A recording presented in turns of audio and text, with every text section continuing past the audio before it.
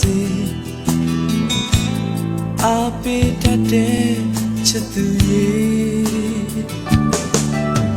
ချိန်အကြာကြီးခွဲမထားနဲ့တော့လေ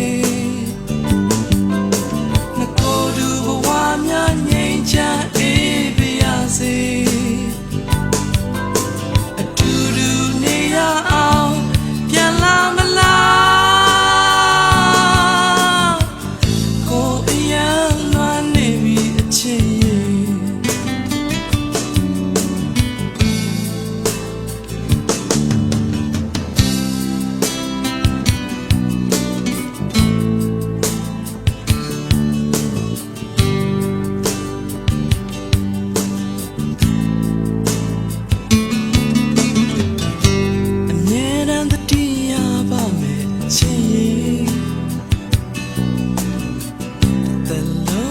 ချစ်ဆုံးတယောက်ဖြစ်လေ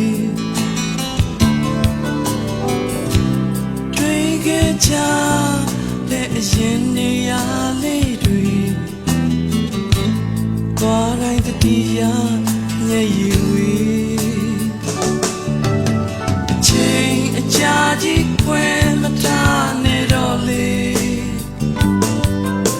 ငါကိုယ်သူဘဝများငြိမ်းချမ်းအေးပါရစေ